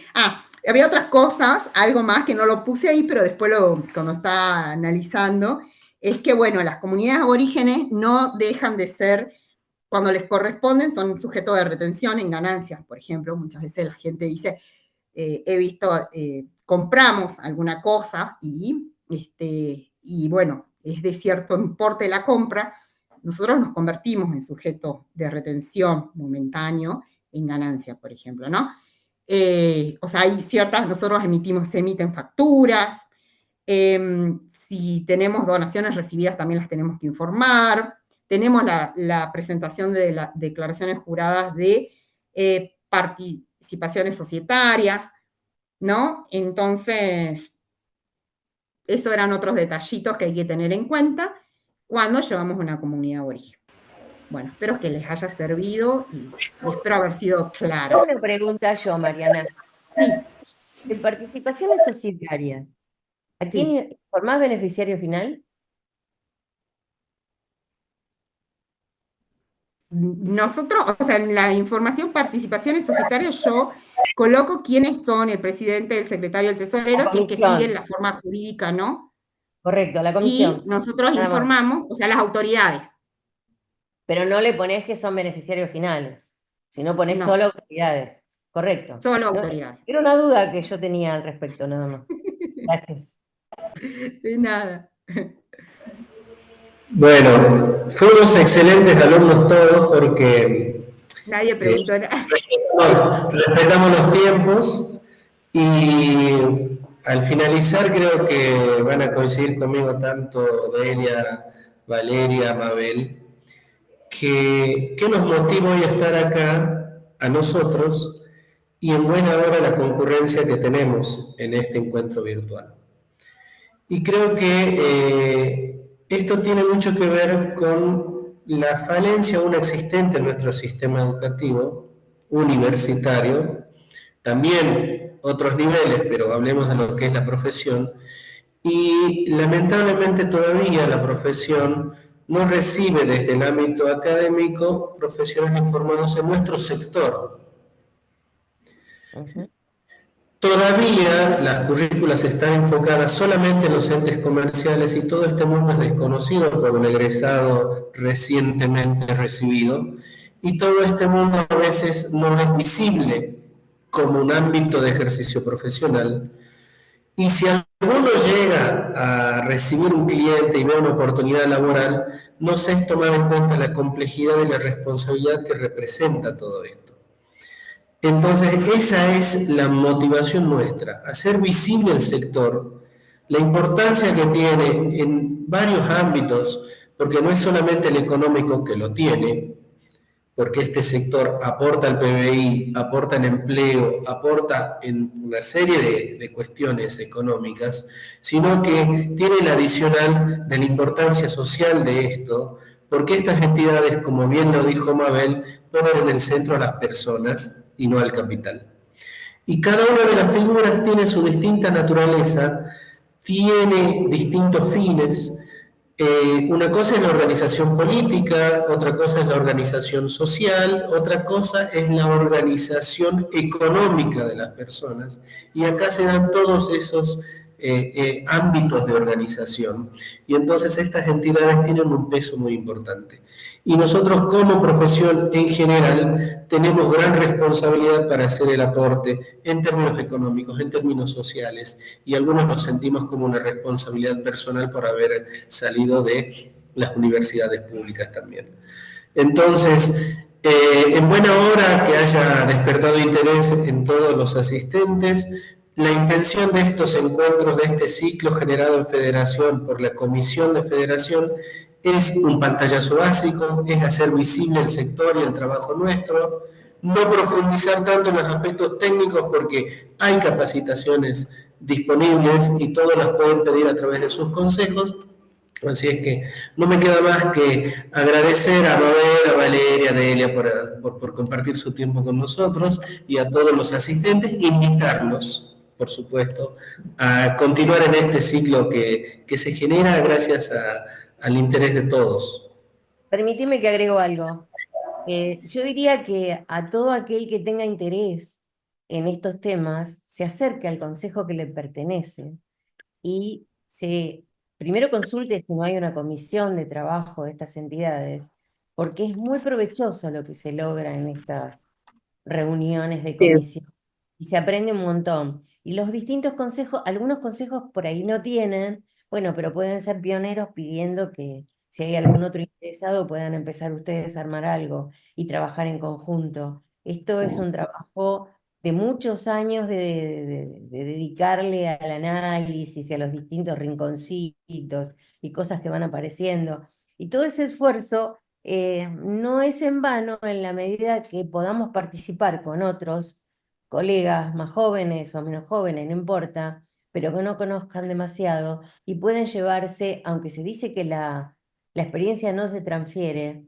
el conocimiento adquirido en la experiencia de llevar adelante una situación conflictiva con estas entidades hace que aprendamos un montón y que podamos ayudar no a transmitir solo la experiencia, sino a allanar el camino en el nuevo trabajo.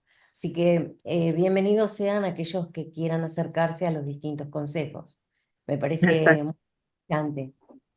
Se aprende un Claro, montón. y también que, bueno, gracias a Dios hoy tenemos colegas que ya han desarrollado y que están visibles, digamos, y que calculo que si alguien tiene una duda, no va a haber ningún problema en dársela. Muchas, por ejemplo, yo recuerdo, bueno, en Jujuy, me acuerdo cuando antes de Carlos Risco, y yo íbamos al consejo y no teníamos quien nos responda estas preguntas. Y era como estábamos como, después encontramos la federación y después encontramos otras, pero al principio del camino y éramos, o sea, hoy ya estamos como más grandes, ¿no? Pero en ese momento éramos más chicos. Y entonces, bueno, no lo digo por viejo, pero ya tenemos unos años arriba y algunas peleas ganadas, digamos. Pero cuando éramos mucho más chicos, no teníamos a alguien a quien preguntarle o muchas veces, hoy existe una camada que está dispuesta a brindar conocimiento, digamos, creo, y deberían aprovechar eso, pienso, ¿no? Sí, también una cuestión que vi dentro de las entidades sin fines de lucro de los contadores que se especializan en este área, generalmente tienen ese espíritu solidario de compartir sus conocimientos. Y es muy enriquecedor lo que uno comparte con alguien de Jujuy, cuando uno tiene una entidad que tenga las características que maneja Carlos o Mariana, consultarlo a ellos. A mí me ha tocado un caso en particular de que he tenido que pedir asesoramiento para una entidad cooperativa y directamente llamé a Carlos y bueno, y él fue el asesor de ellos y ellos tomaron la decisión después de ir por un camino o por otro. Y generalmente estas interconsultas, al no ser de un mismo consejo, uno piensa que no las puede tener, pero también sé de colegas de Chaco que fueron directamente a hablar con Mabel y Mabel los asesoró y los guió y bueno, los llevó adelante con su cooperativa. Así, esta sinergia se da en diferentes lugares. Así que bueno, bienvenido al mundo de las entidades sin fines de lucro, los que hoy se sumaron y acá hay una calidad humana importante como para compartir. Muchas gracias a todos. Agradecer a todos. Hasta el próximo encuentro en el mes de octubre. Gracias a todos. Gracias, Carlos. Chao, gracias Carlos, gracias a todos. Gracias.